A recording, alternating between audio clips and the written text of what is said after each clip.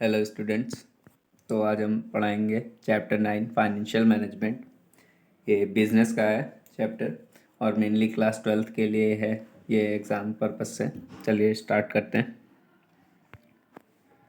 सबसे पहले financial management. Finance मतलब आप ये जान लीजिए कि भाई पैसा, कंपनी में जो पैसा होता है वो एक तरीके से ब्लड होता है।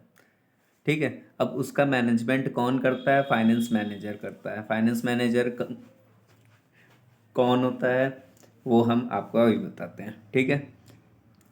पहले तो आपको फाइनेंशियल मैनेजमेंट समझ में आया कि जो भी कंपनी की फाइनेंशियल नीड को समझ के उनके फाइनेंस को डाइवर्सिफाई करके अलग अलग जगह क्या करता है, यूटिलाइज करता है। ठीक है।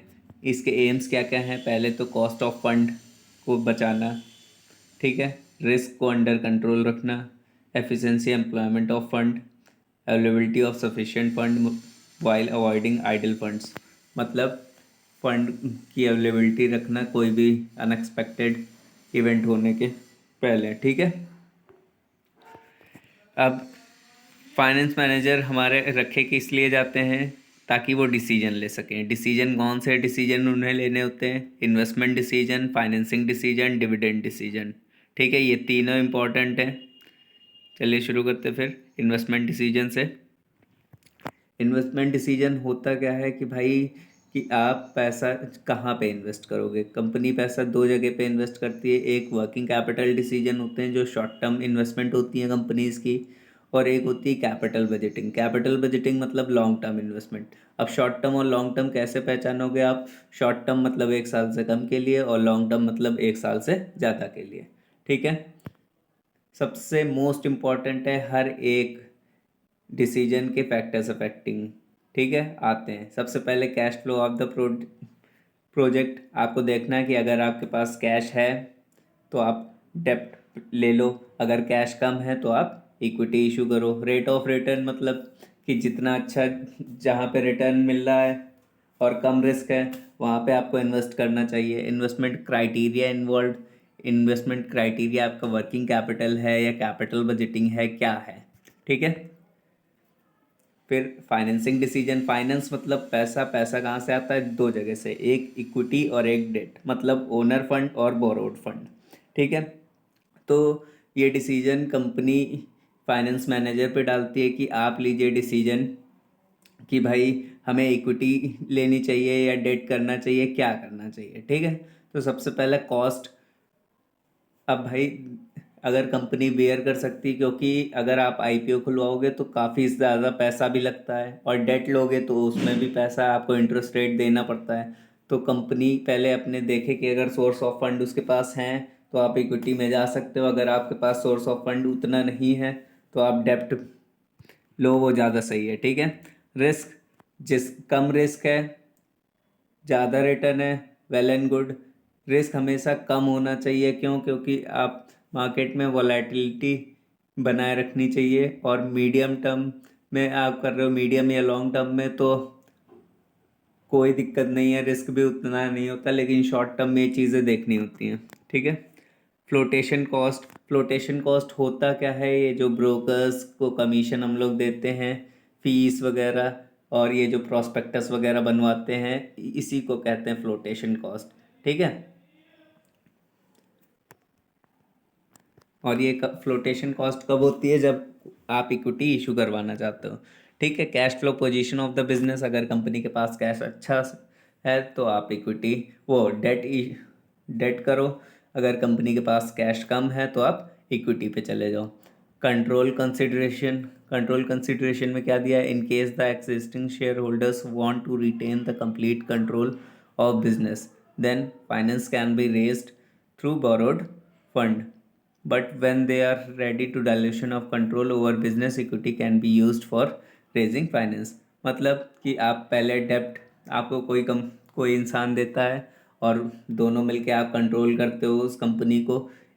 अगर आपको लगता है कि हाँ इसके डेट को आपके मैं जाके इक्विटी में कन्वर्ट कर दूँ ताकि पार्टनरशिप बनी रहे, तो आप वो भी कर सकते हो। ठीक है। State of capital market. Capital market, आप देखो भाई मार्केट है, कभी ऊपर जाएगी कभी नीचे जाएगी, तो एकदम पैनिक नहीं होने लगना है कि भाई नीचे चली गई, चलो चलो चलो। ठीक है। वो चीज़। पीरियड ऑफ फाइनेंस, इक्विटी है, आपको पेड बैक नहीं मिल सकती पहली चीज़, वो लॉन्ग और मीडियम टर्म रिक्वायरमेंट है। प्रेफरेंस शेयर्स और डिबेंचर्स आप इशू कर सकते हो, ठीक है। अगर आप डिविडेंड डिसीजन, डिविडेंड पहली चीज़ होता क्या है आप ये जान लीजिए। डिविडेंड मतलब एक सरप्लस फंड होता है जो कंपनी अपने शेयर होल्डर्स को डिस्ट्रीब्यूट करती है, ठीक है। इसके फैक्टर्स अफेक्टिंग कैसे, अर्निंग, अगर डिविडेंड, देखिए कंपनी की अर्निंग अगर हाई है, कंपनी की अर्निंग हाई है तो वो क्या करेगी, ज़्यादा डिविडेंड देगी। अगर कंपनी की अर्निंग कम है और वो ग्रोथ और एक्सपेंशन पे ज़्यादा ध्यान भी नहीं दे रही है, वो ग्रोथ और एक्सपेंशन पे ध्यान भी दे रही है, सॉरी, ठीक है, तो वो क्या, डिविडेंड ज़्यादा नहीं देगी, ठीक है। Stability of dividend, company mainly dividend per share पे देती हैं और क्वार्टरली बेसिस पे देती हैं, ठीक है। और ये टेम्पररी होती हैं, ज़रूरी नहीं कि आपको डिविडेंड दे ही कंपनी, ठीक है। ग्रोथ प्रोस्पेक्टस, ग्रोथ प्रोस्पेक्टस की अगर भाई कंपनी को लगता है कि ये पैसा जो हम डिविडेंड में दे रहे हैं ये कंपनी की ग्रोथ और एक्सपेंशन में लगाना चाहिए तो भी आपको डिविडेंड नहीं मिलेगा, ठीक है। कैश फ्लो पोजीशन, अगर कंपनी के पास कैश है अच्छा खासा तो दे देगी कंपनी, अगर नहीं है कैश तो डिविडेंड नहीं देगी। प्रेफरेंस शेयर होल्डर्स को डिविडेंड देना ही पड़ता है। अगर आपने बोला है कि आप डिविडेंड दोगे तो सबसे पहले आपको प्रेफरेंस शेयर होल्डर्स को ही देना पड़ेगा, ठीक है। टैक्सेशन पॉलिसी, टैक्स लगता है डिविडेंड पे, नहीं, एग्जेम्प्ट होते हैं और कुछ सर्टेन लिमिट तक एग्जेम्प्ट होते हैं, उसके बाद टैक्स लगता है इस पर, ठीक है। Issue of bonus shares, issue of bonus shares होते क्या हैं, पहले तो आप ये जान लीजिए। कंपनी कभी क्या क्या करती है कि शेयर्स इशू करती है या बांट देती है अपने, हाँ तो शेयर इशू करती है। ये क्यों करती है कंपनी, ताकि इनका कैपिटल बेस भी बना रहे और जो भी कंपनी के प्रॉफिट्स हैं वो शेयर, वो जो भी जिनको हम इशू कर रहे हैं वो भी उठा सके और वो ढंग से काम करते फिर, ठीक है। फाइनेंशियल प्लानिंग की अगर बात करें, प्लानिंग में कभी भी आप बात करें तो एडवांस में आपको सोचना होता है क्या करना है कैसे करना है, ठीक है। तो वही फाइनेंशियल प्लानिंग है कि एडवांस में सोचते हैं हम लोग ये जो पैसा है इसको कहाँ पे इन्वेस्ट करना है, अगर इन्वेस्ट करेंगे तो कितना रिटर्न आएगा और इसके एडवांटेजेस क्या होंगे, डिसएडवांटेजेस क्या होंगे, कितने साल बाद क्या होगा, ये सारी प्लानिंग कौन करता है, आपका फाइनेंस मैनेजर ही करता है, ठीक है। इसके इम्पोर्टेंट है, याद कर लीजिएगा। फिर बात करते हैं हम कैपिटल स्ट्रक्चर की। Capital structure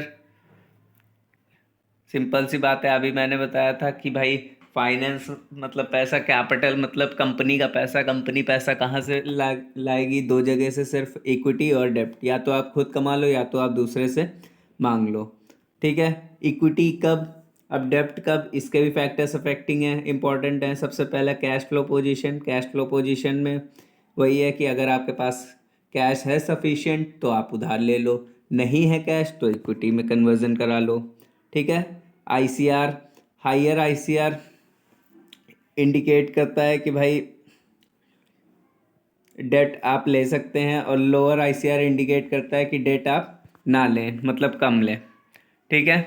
debt service coverage ratio, ये ऐसा कवरेज रेशियो होता है जो कंपनी की पोजीशन बताता है कि हाँ ये डेट रिपेमेंट कर देती है टाइम पे या नहीं करती है, ठीक है। रिटर्न ऑन इन्वेस्टमेंट, सिंपल सी बात है, आप उसी कंपनी में इन्वेस्ट करोगे जो कंपनी को आपको ज़्यादा रिटर्न दे रही होगी कम रिस्क पे, ठीक है। Cost of dept, more dept can be used if cost of dept is low, ठीक है। अगर कॉस्ट ऑफ डेप्ट कम है तो हम ज़्यादा से ज़्यादा डेप्ट ले सकते हैं, बट अगर कॉस्ट ऑफ डेप्ट ज़्यादा है, अब ये कॉस्ट ऑफ डेप्ट होती क्या, मतलब उधार आप ले रहे हो तो इंटरेस्ट रेट वगैरह आप कुछ पेमेंट करोगे ना, तो यही होगी कॉस्ट ऑफ डेप्ट, ठीक है। अब टैक्स रेट, अगर डेट पे कम टैक्स लग रहा है तो हम डेट को चूज़ करेंगे, इक्विटी पे कम टैक्स लग रहा है तो हम इक्विटी को चूज़ करेंगे, ठीक है। मैंने आपको 6 बता दिया, अब बाकी आप पढ़ लेना, इतने इंपॉर्टेंट नहीं है बट हाँ कोई भी 5 आपको याद होने चाहिए, ठीक है। अब फिक्स्ड कैपिटल की बात करें, फिक्स्ड कैपिटल मतलब ऐसी कैपिटल जो लॉन्ग टर्म के लिए आप इन्वेस्ट करते हो लॉन्ग टर्म एसेट में। फॉर एग्जांपल आपने कोई बिल्डिंग खरीदी, आपने कोई मशीनरी खरीदी, तो ये क्या है आपकी फिक्स्ड कैपिटल। ठीक है। नेचर ऑफ बिजनेस, अगर इसके भी फैक्टर्स अफेक्टिंग पढ़ लेते हैं। नेचर ऑफ बिजनेस मैन्युफैक्चरिंग है तो आपको भाई ज़्यादा कैपिटल लगेगी। अगर आपका मतलब नॉर्मली ट्रेडिंग वाला बिजनेस है तो आपको कम कैपिटल लगेगी। ठीक है। स्केल ऑफ ऑपरेशन मतलब लार्ज स्केल है, मीडियम स्केल है, क्या है। चॉइस ऑफ टेक्निक, अगर आप भाई ज़्यादा टेक्नोलॉजी यूज़ करोगे तो ज़्यादा पैसा लगेगा, कम टेक्नोलॉजी यूज़ करोगे तो कम पैसा लगेगा। ठीक है। टेक्नोलॉजी अपग्रेडेशन, अपग्रेडेशन मतलब भाई एकदम नई वाली टेक्नोलॉजी यूज़ करोगे तो पैसा लगेगा। अगर पुरानी वाली आप यूज़ कर रहे हो तो उसमें कम पैसा लगेगा। ग्रोथ प्रोस्पेक्टस, कंपनी अगर आगे सोच रही है कि ग्रोथ करने के तो उसे और ज़्यादा कैपिटल चाहिए। अगर वो कंपनी नहीं चाह रही है कि अभी हमारी ग्रोथ हो तो नहीं लगेगी। डाइवर्सिफिकेशन, डाइवर्सिफिकेशन मतलब अलग अलग सेगमेंट में कंपनी अपना बिजनेस इस्टेब्लिश करना चाहती है। जैसे रिलायंस है, रिलायंस का भाई जियो भी है, तेल भी बेचता है, कपड़ा भी बेचता है ट्रेंड्स वगैरह में। ठीक है। ये डाइवर्सिफिकेशन हो गया। फिर next working capital. Working capital just fixed capital के जस्ट अपोजिट होती है बेटा। फिक्स्ड कैपिटल क्या लॉन्ग टर्म के लिए होती है, वर्किंग कैपिटल शॉर्ट टर्म के लिए होती है। वर्किंग कैपिटल का फॉर्मूला भी होता है current assets minus current liability. ठीक है।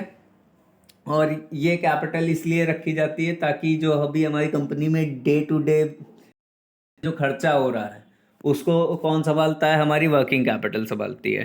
ठीक है। इसका पहला factors nature of business, simple सी बात है, ट्रेडिंग ऑर्गेनाइजेशन है तो वर्किंग कैपिटल आपको ज़्यादा रखनी पड़ेगी और फिक्स्ड कैपिटल कम। बट आपके मैन्युफैक्चरिंग बिजनेस है तो फिक्स्ड कैपिटल ज़्यादा, working capital come. Scale of operation अभी आपको बताया, लार्ज स्केल मीडियम स्केल, इसका तो लार्ज नहीं रहेगा, मीडियम या शॉर्ट रहेगा। ठीक है। बिजनेस साइकिल, बिजनेस साइकिल इसका भी वैसा ही है सर, आपका बूम में भी जा सकता है, नीचे भी आ सकता है, डिप्रेशन में भी जा सकता है, बट वो साइकिल है, वो फिर से बूम में ही जाएगा अगर आप कंटिन्यूसली उसमें एफर्ट्स पुट करते रहोगे। ठीक है। सीजनल फैक्टर, सीजनल फैक्टर मतलब ऐसे फैक्टर्स जो भाई सीजन वाइज धंधे चलते हैं, जैसे आइसक्रीम हो गई, गर्मी में ज़्यादा बिकती है, ठंडी में कम बिकती है। ठीक है। क्रेडिट अलाउड, क्रेडिट अलाउड मतलब कि अगर भाई आप कस्टमर को उधार पे सामान दे रहे हो तो आपको वर्किंग कैपिटल ज़्यादा चाहिए, अगर नहीं दे रहे हो तो कम चाहिए। ठीक है। क्रेडिट अवेल्ड, अगर मतलब भाई आप क्रेडिट अवेल भी करा रहे हो किसी से, किसी सप्लायर से, तो भी उसका इफेक्ट पड़ेगा। इन्फ्लेशन, इन्फ्लेशन मतलब महंगाई, प्राइस लेवल जैसे जैसे चेंजेस होते हैं वैसे वैसे वो बेटा वर्किंग कैपिटल में फ़र्क पड़ता जाता है। ठीक है। ये आपका पूरा फाइनेंशियल मैनेजमेंट एक रिवीजन हुआ है अभी, इतनी मैंने डिटेल में नहीं पढ़ाया है, बट क्या है कि आपका रिवीजन है, आपको एग्ज़ाम देना है, उस हिसाब से बहुत है। ठीक है। इसको पढ़ लो और एनसीईआरटी पढ़ लो पूरी, अच्छे खासे नंबर आ जाएंगे, बीएसटी स्कोरिंग सब्जेक्ट है। ठीक है। Okay, thank you.